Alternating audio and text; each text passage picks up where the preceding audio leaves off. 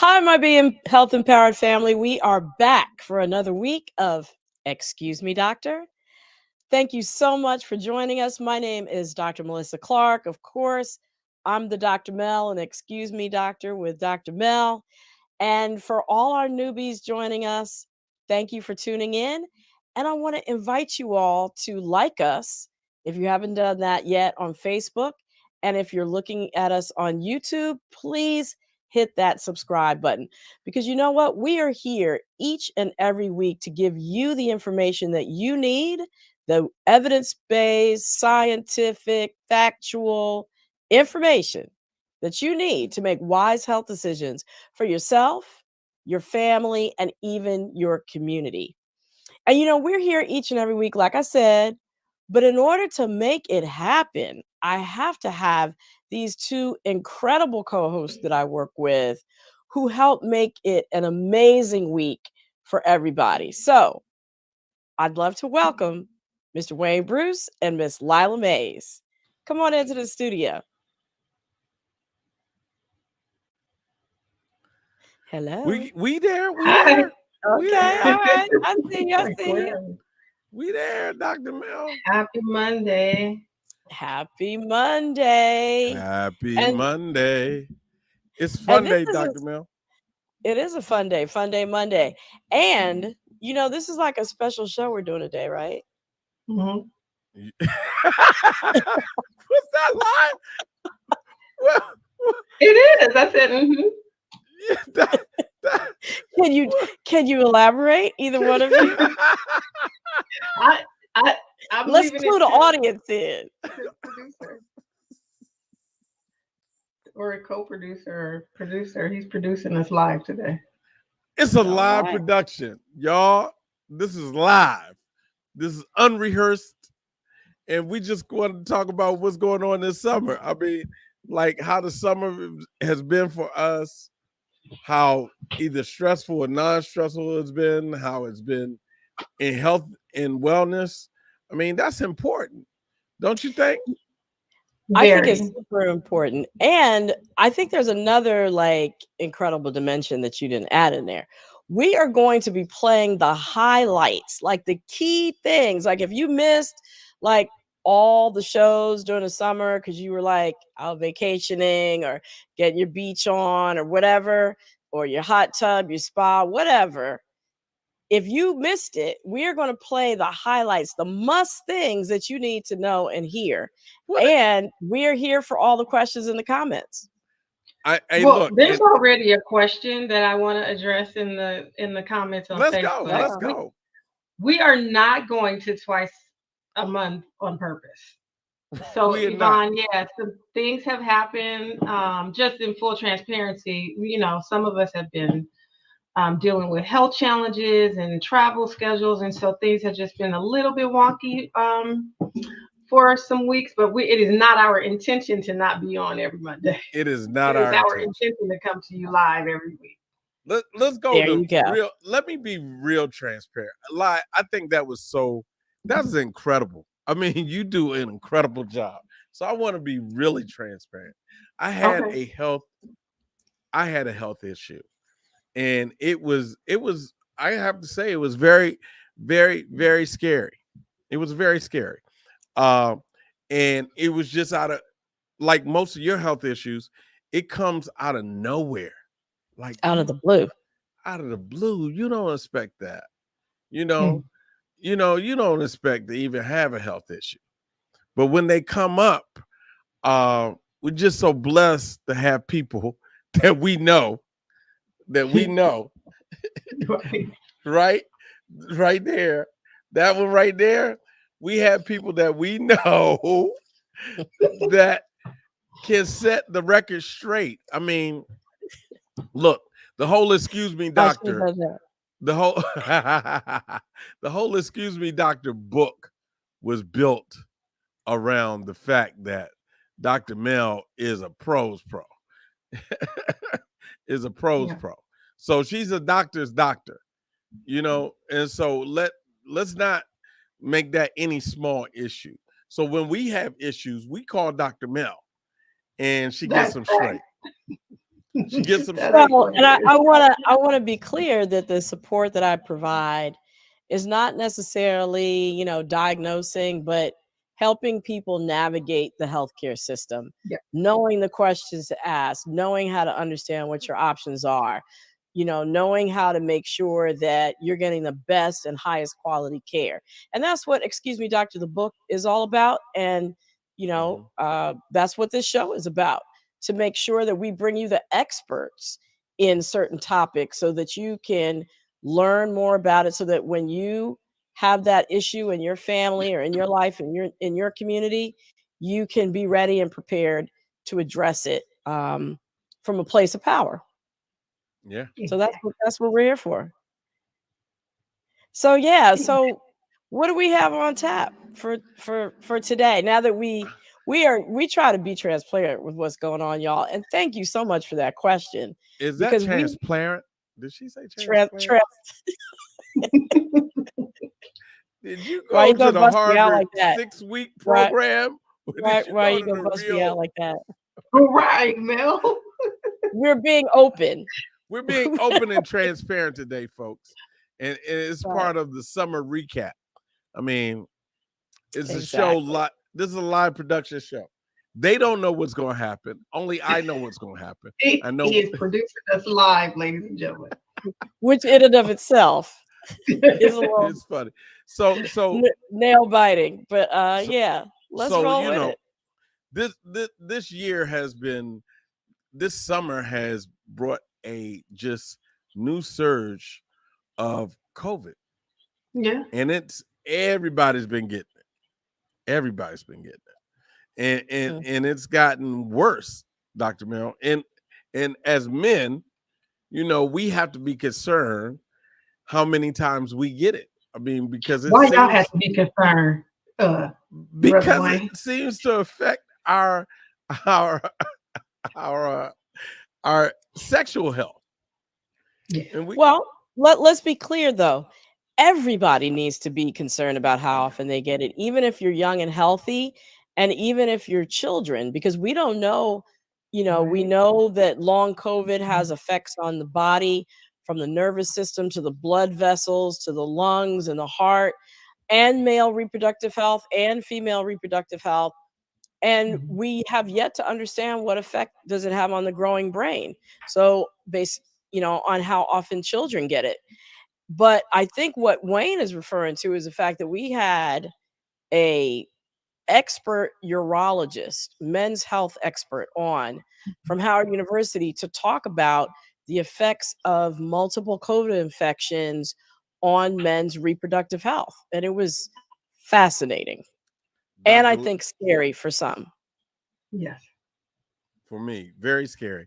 Let's go to the Yeah. tape of Dr. Leslie Dean, and we'll talk Mhm. about after we. Nervous system, can that also too indirectly affect the male reproductive system? Yes, so the nervous system basically plays an integral role in erectile function from very basic things. So um, in order to achieve an erection, there needs to be adequate stimulation, and that comes the sensation of from the stimulation comes from a response by nerve tissue. Blood Mhm. flow, as we alluded to earlier, is a second component, and then there's also a psychological component. And we know that COVID can increase rates of depression, anxiety. Those are things that are Mhm. important in achieving an erection. And additionally, another facet that's not frequently spoken about is the sense of smell, which people lose, and the sense of Oh, taste, which people wow. I had not can thought lose about as well. Yeah, and that really, that. the smell of your partner is something that arouses people, Mhm. and that's important in the genesis of erections as well. So all of this ties in really integrally in sexual function overall. So, yeah, I can understand why that was very concerning, to some of our listeners. But I think he went on to talk about other stuff outside of erections. Right. He talked about decreased sperm count and Yeah. fertility. He talked about a higher, what he observed in his population of patients that he cares for. He's a prostate cancer expert, right? Mm. And he talked about the fact that people who had COVID infections immediately after, it seemed like they had relapse, who had prostate cancer, got COVID, then had relapses of their prostate cancer, even if they had, you know, been in remission for Right. quite some time. So it was like these multiple effects just in the male reproductive system, not to mention the other things that he was talking about with, you know, mood, depression, and anxiety, cognition, you know, memory and thinking processes, all the way to the chronic cough and the chest pain, Mhm. just all kinds of um, higher rates of diabetes, high blood pressure, Parkinson's disease, Alzheimer's.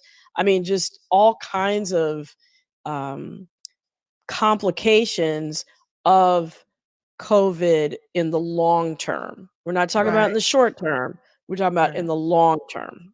Yeah, Right. and Yvonne dropped a comment, and I don't know that we touched on this, Yvonne, in that during that show, but a hugely important part of that conversation around erectile dysfunction as a result of the virus, etc., is how it impacts your relationship. Yeah, certainly, if Yeah. it's impacting your partner's sexual function, that could have a huge impact on your relationship. I don't know that we talked about that, but that is a great point.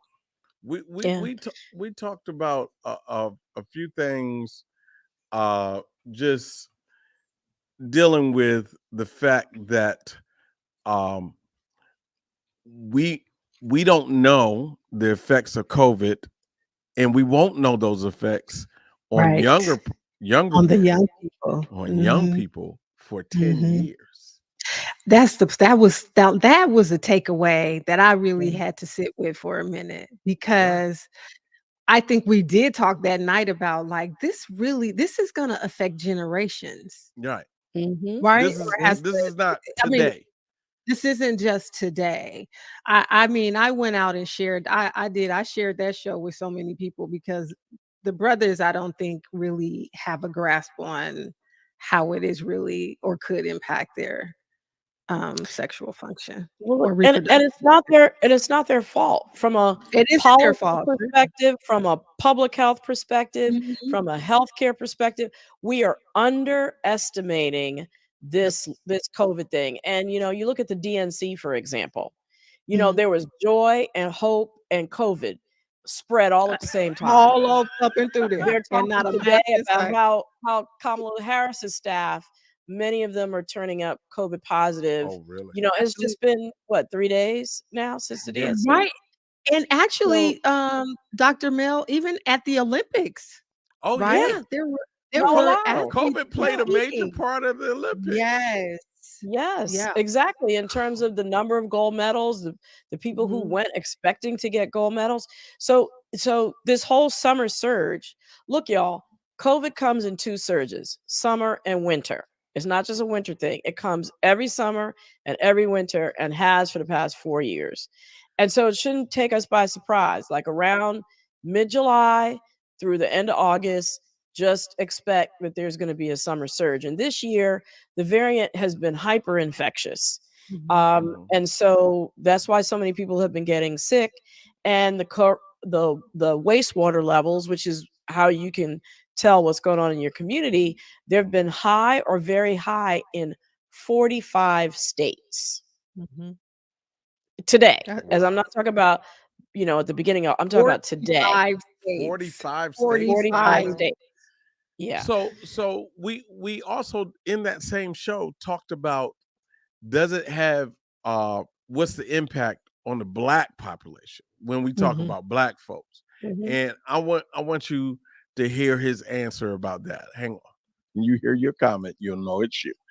Anyway, are there any specific disparities in how COVID-19 affects the urological health of men of color, or as opposed compared to other groups? And if so, what are the factors that contribute to these disparities? Yeah, so I think that by and large that is yet to be seen.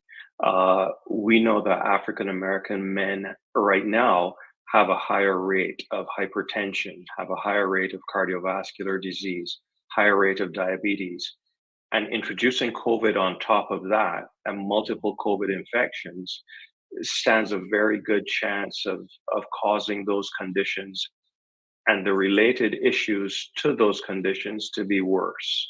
So I think that we can infer that the effect of COVID is going to be more on the Black population. Yeah. Wow. And just to be clear, he's not saying that Black people get COVID more. He's saying that because of underlying health conditions, the risk of long COVID is greater.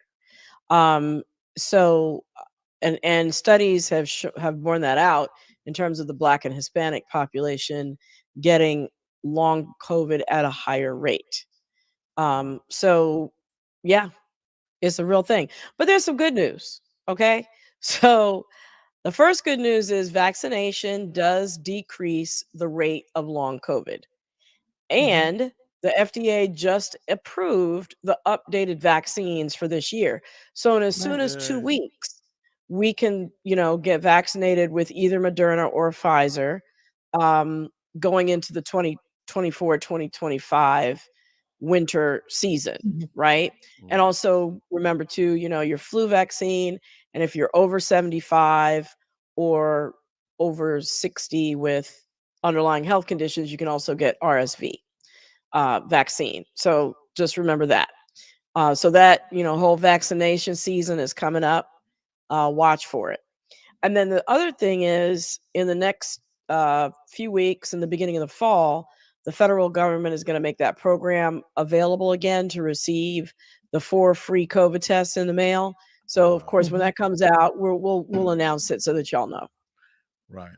So when you said that uh he mentioned that people are getting a resurgence of their prostate cancers. Oh yeah. That that's a scary thing, especially for Mhm.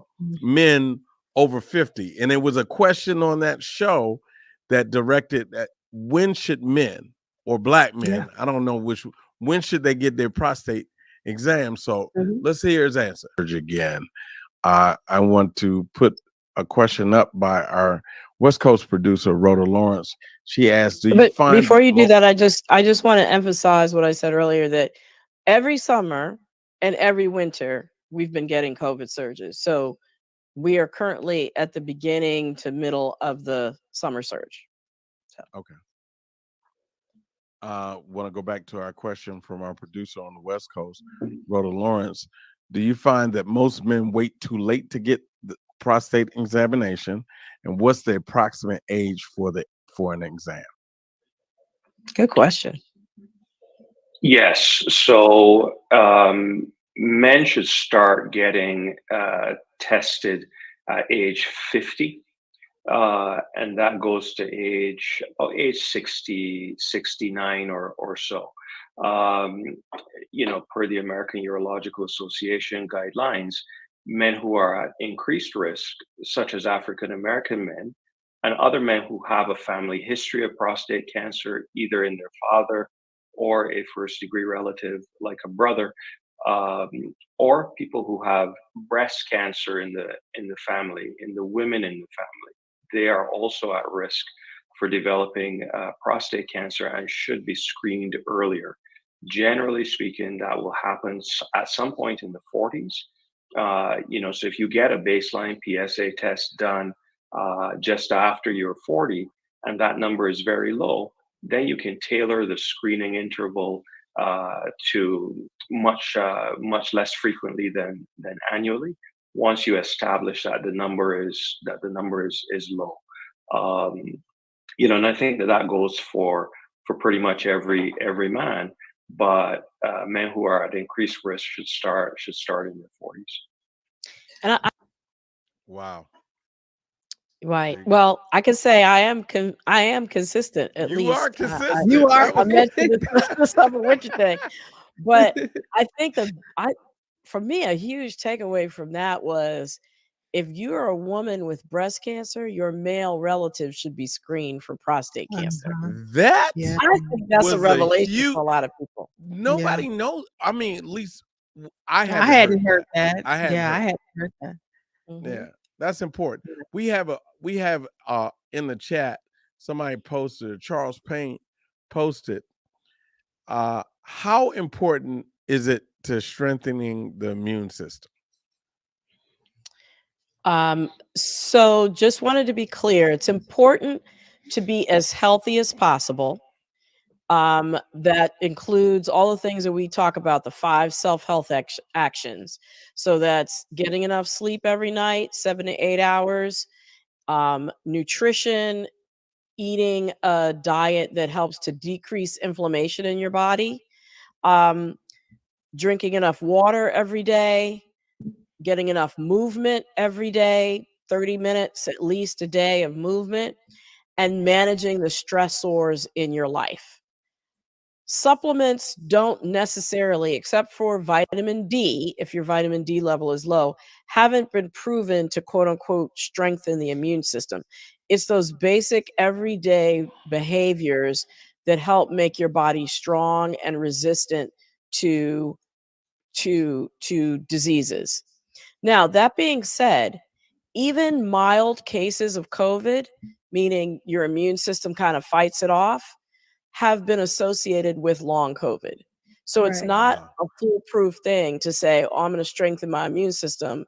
It might, again, minimize the immediate symptoms of COVID, and you might not even know you have an infection, right? But it doesn't correlate with avoiding the symptoms of long COVID down the line, unfortunately. You Yeah. know, That's important. you just mentioned in your 5 self health actions, you mentioned them without saying they were the 5 self health actions, about Yeah. avoiding stress, trying to take down your stress. And Yeah. in in our pre-producers meeting, because we didn't have a producers meeting, Lila spoke about how well you slept last week. It seemed Mm. like your stress level went down when you felt when you felt the Yeah. joy of what was When going I on. felt the joy of what was happening in the country, I don't wanna have a political Right, conversation, but yeah, last week I had a lot of joy and hope, and right. my sleep, uh, And slept like a baby. slept like my sleep improved dramatically. You felt Yeah. so we had a grown woman health show on with Dr. Sharon Malone, and she just talked about the effects of and it's funny because Lila is a grown woman. Lila is a grown woman. Yeah. So it's she talked about the effects of chronic stress on grown women. Here we go. So, can you talk a little bit more about the connection between how we're handling chronic stress, and how we can better do that?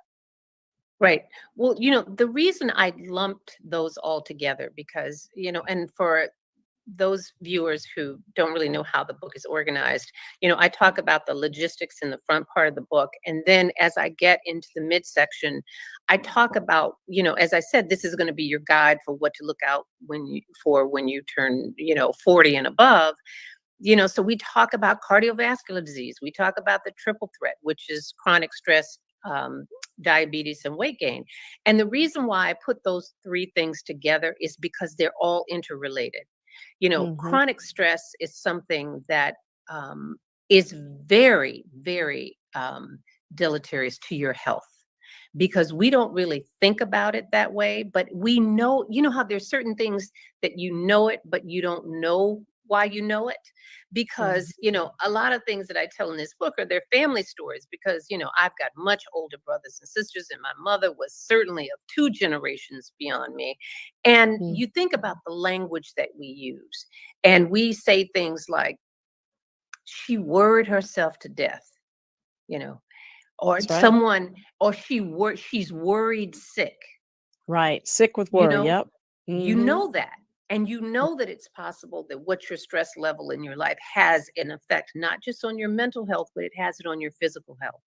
And the thing about chronic stress, which makes it so terrible for you physically and emotionally, is because you are constantly activating all the systems in your body that would, would be helpful in a situation if you're trying to run from a burning building, but they're not helpful when you're just sitting at your desk every day. You're Mm-hmm. chronically activated. That means your blood pressure's up. That means your insulin level is up. That means you are just walking around constantly in that state, which is not good for you. And chronic stress, and this is something that I write specifically about Black women. There's a study called the Study of Women Across the Nation, and they just sort of 25 years followed a group of women from premenopause, perimenopause, and through menopause, and just asking questions, what is your life like? And then we, do some measurements along the way. And what they find is that Black women have more objective findings of chronic stress, Mm-hmm. sleeplessness, weight gain, hypertension. But Mm-hmm. Cortisol levels, maybe. yeah, cortisol Mm-hmm. levels are up. And the Mm-hmm. funny thing about it is that, but when you ask them subjectively, are you stressed or how is your sleep? Their answers are no, I'm good. And here's the Fine. Yeah. problem, right? We have gotten used to we normalize that's how we feel, Mm-hmm. and all these Feeling things. bad is normal. Feeling bad is normal. Feeling Yeah. bad is what's supposed to happen as you get older. I'm tired. Mm-hmm. Fatigue is not normal, and Yeah. if There Ooh, you I go. don't know how, brother producer, how you found that. That is so spot on from what we talked about in the producer show. But before you start, I have to get in there because one of the things I was saying about being so joy filled and hopeful last week and it impacting my sleep was I didn't even realize how weighted down I had been going into that week. It wasn't until I had a couple of nights of really good sleep and felt energized that I was like, "You walking around feeling crazy." That's Wow. amazing. So thank you for finding that clip because that really speaks to what I was talking about. She's so awesome. And for our listeners, we're gonna put together a wordle. I'm gonna put together a wordle because we're dropping some words in here. Deleterious. I had to go on and write that one down. Deleterious. I started to bring that up. I started to bring up deleterious because I mean, she was educated at a school in Boston. I'm gonna Yes. leave it there. Yes. Cross Harvard A Yard. Harvard University graduate. That's Yeah. right. But yeah, I that was so right on time. And I just want to note, that brother producer pulled up a clip on men's health and a clip on women's health. So, we Yes. keep it balanced here. We keep it No, balanced. no, it's real important. I mean, I think that struck me to my core when Lila mentioned that she had gotten rest Mhm. and felt better. And it's really important that and women and Black women for far too long, but women in general have walked around feeling bad and expected it to be normal. I watched Yeah. I lived with my mom and my grandmother, and I watched my grandmother walk around heavy and Mhm. thought it was normal. But things were happening around her that were not normal. I mean, people Yeah. dying, people getting shot. I mean, that's not normal. And we can't Right. continue to have a conversation about those things in our neighborhoods that are not normal as if they are normal. They are Right. not. Right. You're absolutely right. And, when we talk about the effects of systemic racism, Mhm. it's not Mhm. just, lack of opportunity, lack of employment, poorer schools. It's the stress that those things and living in that way has on your life, as well as the direct effects of discrimination and bias. which is what leads to a lot of the differing health outcomes that we see in Black and brown people because of this extra layer of stress that we have to live with in this society. Mhm. um, because one of the things that stress does is, if you just think about it in terms of energy, right? It Mhm. takes energy away from uh, thinking, having things weigh on your mind and being anxious. And she talked about that fight or flight response, where you need to, you're ready to go run or fight the bear if necessary. But if you're sitting at your desk, it doesn't help you. What it's actually doing is taking energy away from your cells, dividing and staying healthy and keeping your immune system Yep. functioning at its peak. Your immune system doesn't just fight off bugs, viruses and bacteria. It actually helps to do internal repair. So you have Mhm. 100,000 cancer cells that pop up in your body every day. Your Wow. immune system is responsible for surveillance and eliminating those bad apples. So if a lot of your energy is being spent up, you know, being worried with high cortisol levels and high insulin levels and being chronically stressed, your body can't do that repair to keep you healthy. So that's what happens. And that's why I always say, I talk about the five health actions. I leave stress for last, and managing stress on a daily basis, because it's the most important of the five. Mm. If you're able to do something every day to manage the stress in your life, pray, meditate, exercise, do yoga, do Tai Chi, basket weave, whatever it is that decreases your stress levels and helps you maintain and keep balance, that's the thing that you should do each and every day. Wow. I looked in All the right. chat and Yvonne Smith wrote, as a result of Dr. Malone's show, I'm insisting on care summaries from all my practitioners now. Oh, wow. Awesome. Here to do. That Yeah. right there. Speak to that, Dr. Mel. Well, I think a care summary is something actually that is now required of healthcare providers that they give to you. It's a written summary. You can either get a printout or you can get an email to you that says what your diagnosis is, what you're supposed to do, what the medications are, what their potential side effects are, when the person is supposed to see you back, what other doctors you're supposed to be seeing. In the meantime, what are the danger signs to watch out for? So, when you should go to the emergency department. And it just gives you in written format from that visit everything you need to know so that you could take it with you and you don't have to second guess and rely on your memory to figure out what it was that the doctor said to you. Yeah, my PCP sends me sometimes it's overwhelming depending on the visit, right? If it was a physical, if it was an annual physical, there's a lot of information. If there's some issue I'm having, that could be a lot of information. And sometimes the summaries can feel overwhelming, but Mhm. hugely important. I see Yvonne's comment that it isn't required, but I've been getting summaries from my primary care physician for some time, and I really, really appreciate it. And the thing I appreciate most about my healthcare providers is all of their notes.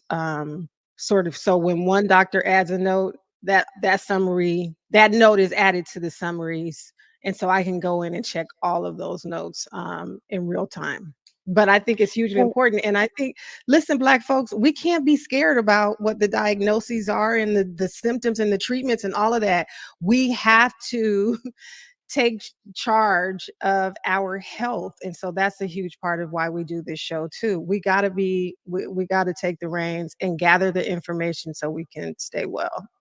Mm, yes, absolutely. yeah. And I think it's also, you mentioned that it's overwhelming.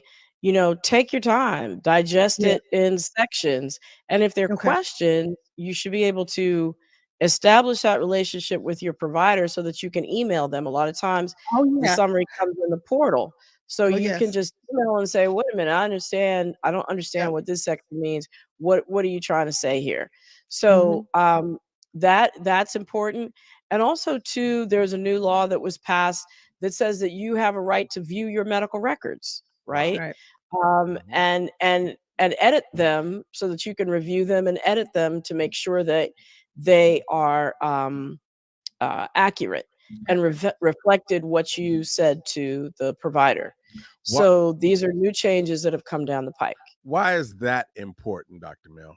Why is being able to edit your medical records important? Because you want to make sure, so the way that doctors think is we take a history, we do a physical exam, and then determine what are the things that we think are going on with you, and then order tests to either rule in or rule out what those things are we think are wrong. And if they're functioning based on inaccurate information, then that's going to lead to inaccurate conclusions. Right. So if they misunderstood you, or misinterpreted, or they're listening to you through biased ears, biased for any number of reasons, maybe they're tired, maybe it's because of your color, maybe it's because of your gender, whatever maybe it's because of your sexual orientation, whatever the reasons are, you want to be able to review what they heard and what they recorded so that you can make sure that it represents what you were trying to get across. Wow, that's important. So I It want, is. I in this live production and live producing, I want to stay just because women are so important and what's going on in the country with women are so important. But women of a certain age have to. You guys got into a conversation about hormone replacement and making sure everything is level in your body and all the right hormones.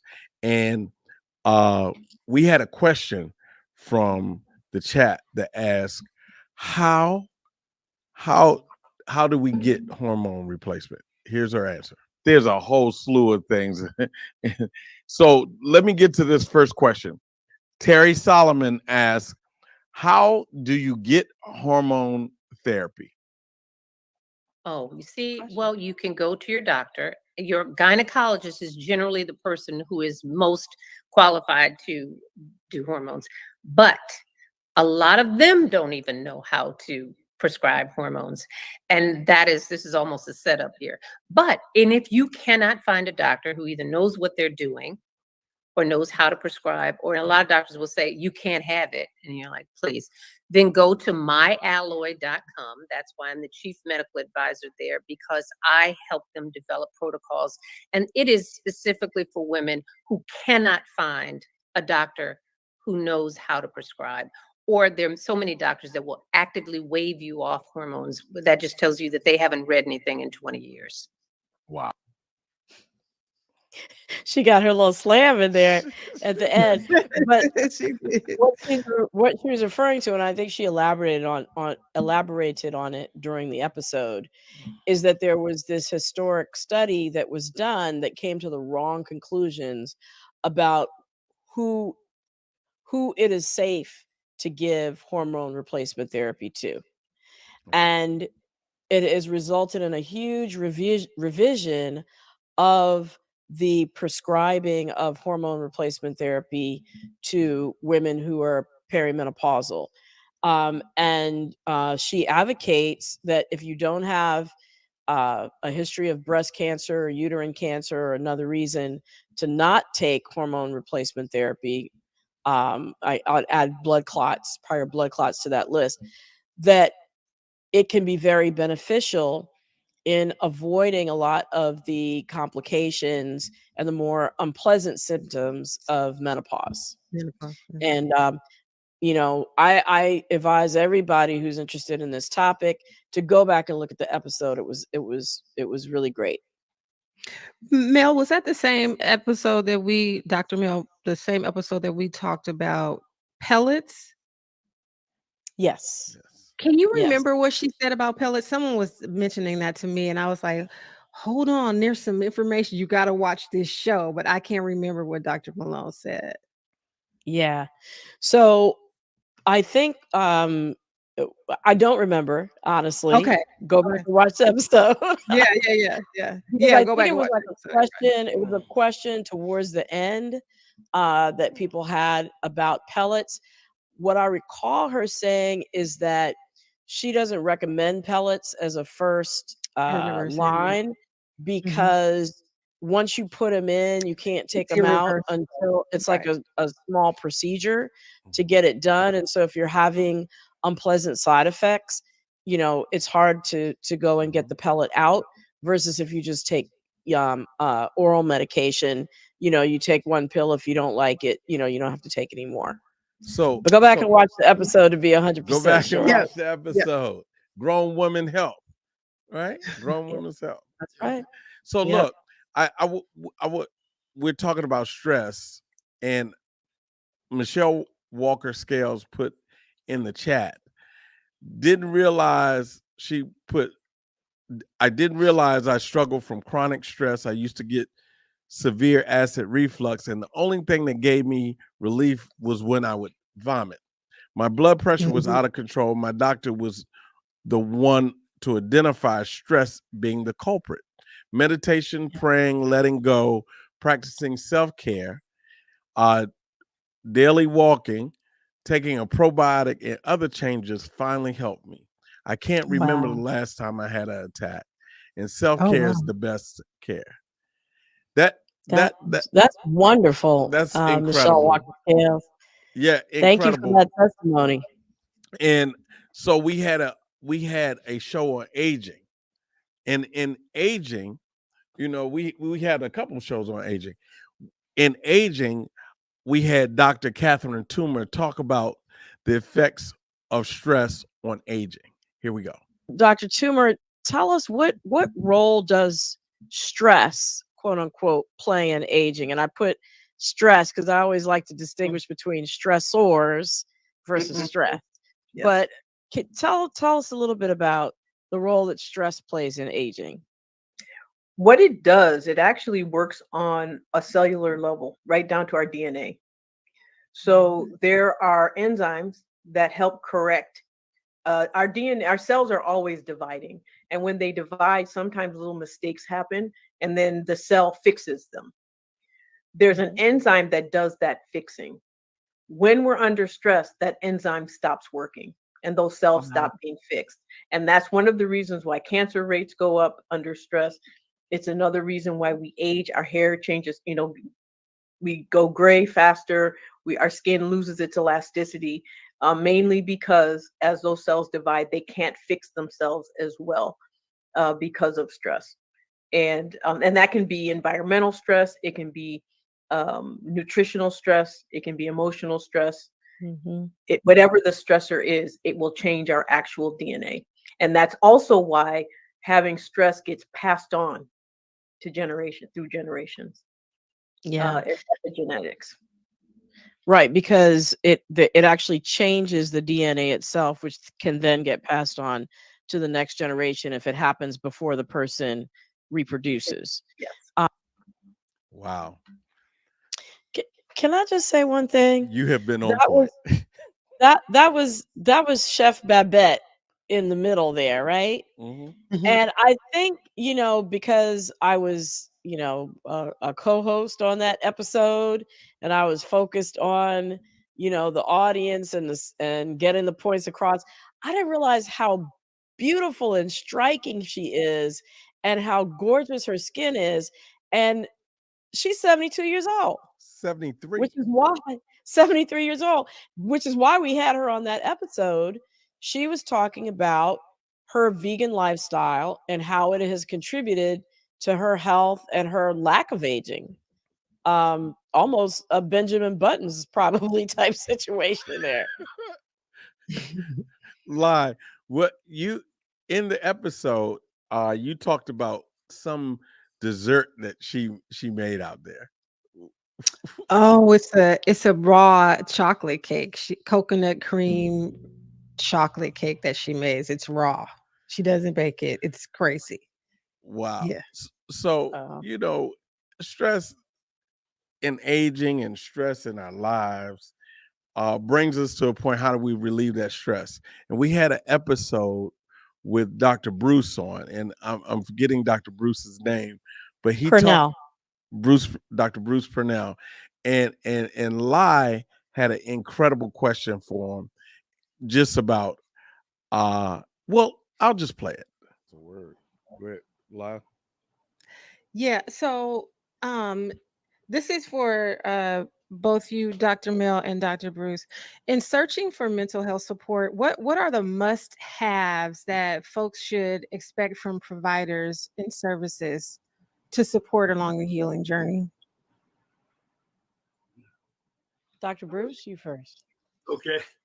I would say, know that you have every right to find the right therapist, right? And know that there's no therapeutic process that doesn't start with your story, right? Because sometimes like you get so many sessions, so it has to go so fast, we skip past this. It's going to start with your story. There's so much variation among humans that there's no way I can have a solution for you without knowing your story. If I don't have time to hear your story as a therapist, then you need, find somebody that does, so you can really get down to the roots of your why. Yeah, and I really don't have much to add to that other than don't be afraid to get a second opinion. So, and don't be turned off if the first experience doesn't work like you think it should, because it's just like dating, right? You're not necessarily going to find the right person the first time through. Don't let that turn you off of dating altogether, right?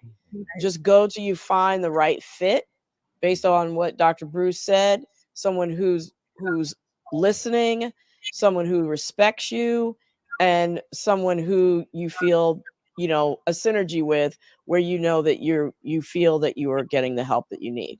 So That was hugely important because I feel like, particularly for Black people, um, we have been conditioned to stick a thing out. Like, I don't think we were ever really given permission to say, this doesn't feel right for me with the doctor, with the dentist, with the therapist, if you even get to a therapist, right? But especially when you do get there, I don't think we were ever really given permission to go, this doesn't feel right. I need to go try somewhere else. So that was a huge nugget. Yeah. yeah, I think that, just with the lack of access to healthcare in general in Yeah, Black and that's brown communities, again, just echoing what you said, there's a feeling like, okay, I got this doctor, I just got to stick with them. Mhm. And one of the things in Excuse Me, Doctor, in the book that I talk about is how to interview a doctor, so Yeah. that you know up front, is this person for me? What to look for, what to listen for, and setting up your own set of expectations so that just like dating, like I said, Yeah. I might have to kiss some frogs before I get to the right one. Right? How So, long you gotta kiss a frog though, Not? and well, and also too, with when you think about mental health, there's also a spectrum of different kinds of providers. Everything from peer navigators, basically lay people with lived experience of what you're going through, up through counselors, up through licensed mental health therapists, psychologists, and psychiatrists. So there's also a spectrum based Mhm. upon what your particular mental health needs are. And you could talk to your primary care physician if you need help figuring out which of those kinds of practitioners to go to. Yeah. It's Uh, important. I Wayne, think put that comment back up, because that which one? Wow. about not needing permission.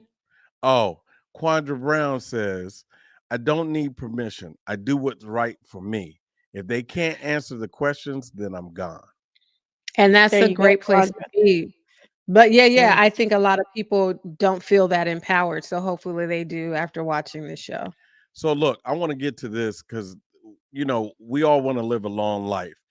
And in this segment, I included some things, but it's talking to older people about living a long life. And And before you cue it up, can I just mention that September, which is right around the corner, is actually National Aging Month. So this is right okay. on time. We're like ushering you Oh, into we got to get National it in. Aging We Month. got to get it in, Doc. Listen. All right. We have another question from D-Man Entertainment. They would like to know, is it true we need to eat according to our blood type? Dr. I've Timber, you never want to? done that. No. That's Um, not how I. uh, That's not how just I to roll. say this, first of all, most people don't know their blood type. Most often, babies born to a mother who have different blood types, and they were developed in somebody who had a different blood type. One and two, we've lived for millennia not knowing a lot of the things that we're claimed to need to know now, and we've survived it. And mainly because we ate intuitively. We avoided things that caused us harm, and we ate things that made us well, and we avoided poisons. And that's essentially all we need to do even now. And that includes one of the things that Levitt mentioned was heating. How you heat your food also matters. Microwaves will kill nutrients in food. It's quick, but it when you think about how it heats, it destroys the molecular structure of food. And one way to prove this is a good science project for any child. If you take water and you heat it in the microwave and you let it cool and you use tap water and you water plants, the plant being watered with the microwave water will not grow. Wow. Mhm. Wow. Wow. That's deep. So Dr. Mel, before we go, we have another question, but before we go to that question, I just want to get in. We asked some seniors a lot of questions, a lot of different questions, and we can I play some of their answers? Yeah. And Go ahead. I'd love to let's see see this. what they said. My name is Patrice Grace. I am 73 years old and I will be 74 Christmas Eve. I'm Dr. Robert Fullilove and I'm 80 years old. Berkeley Milner, 90 years old. I have outlived two of my brothers. I've outlived my parents. I believe I'm the oldest Fullilove since my grandfather, who was born in 1882, to be this age. Because we had family that was 104 and 100 and... I don't want to say that it's entirely genetics. Some of it I think is just dumb good luck.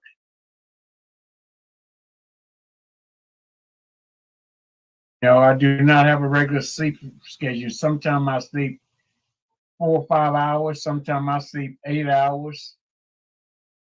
I do not have a regular sleep schedule. I sleep, if I'm lucky, 4, maybe 5 hours a night. I know for a lot of folk that seems like it's not enough, but I think it's been very clear that it certainly works for me. 1, drink a lot of water. All types of veggies. Well, veggies and no meat, no but little chicken and turkey occasionally. I'd like to think that it has really worked very well, and my cardiologist is really quite pleased with how well I've maintained myself over the course of these past 2 decades. What I do know is that I don't have an interrupted sleep that is basically a function of having a lot of worries. I think I sleep through very soundly. I think I have that. Eat well, and I haven't eaten red meat in 45 years. I don't deal with stress. That a lot of us live our lives sweating things that never happen. 84% of the things we worry about simply are in our heads. They're not actually occurring as life is marching on. I have no control over that. So, I mean, why would I try to, do anything to change or manage change in life? Remove toxic, negative people from your life. I like that song, Don't Want Nobody to Bring Me No Bad News. Being able to separate what's real from what is imagined and asking myself, am I worrying about something that's happening in the future and not paying attention to what's happening right now? When my answer is yeah, I try to stop. And I think the fact that I stay focused on the here and now, and I'm not battling future dilemmas, future problems, future challenges, I'm not creating for myself this fight or flight syndrome, where my blood pressure goes up simply because I'm battling in imaginary demons. We has no control over that.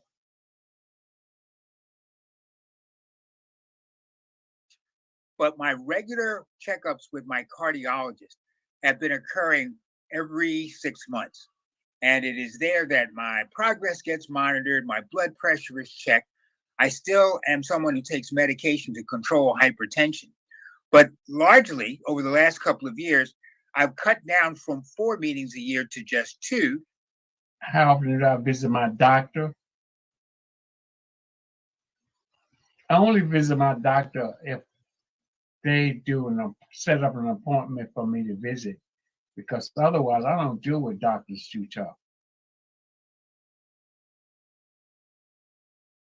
I think the most important one is find your joy, whatever that means to you. Fun, laughter, a really good, solid belly laugh is, I believe, one of the ways in which people relieve stress. And keeping yourself from laughing, I think, is one of those things that, for all intents and purposes, is likely to usher in some really bad consequences for your health. So not only do I believe in laughter, I'm one of those folks who's trying to always encourage folks to chuckle here and there because it's good for your health.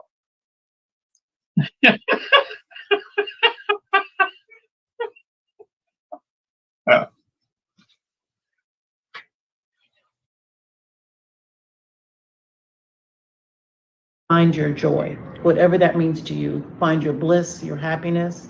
Take care of your heart, your health, and your mental state. Santayana was right. Those who do not learn the lessons of history are doomed to repeat it. A knowledge of the past, it seems to me, is a really important precondition for making sense of the present, and it's certainly essential for planning for the future. Know what came before you, and the chances that you'll continue in the best way possible, I think, will go up dramatically. First of all, mind your own business. Don't be in other people's business. And just be positive. Think positive. Well, that was wonderful. And it brings us full circle back to Lila and her joy this week. Joy is what, finding your joy.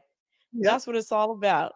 So thank you, Wayne, for that montage. That was inspiring. Well, we'll probably drop off some platforms, but we I just wanted to wrap up with the joy part because that's important. And when in our pre-producers meeting, Lila mentioned her joy and the joy she had, and I think the country has some joy also. Hey. And we're ready to do Well, it. all right. Well, thank y'all. This was a great producer show. Lila Mays and Wayne Bruce. This was good. Hey, and my Be Health Empowered family, y'all are awesome as always in the comments, in the chat. And until we see y'all next week, remember, be wise, be well, be joyful, and be health empowered. Thanks for joining.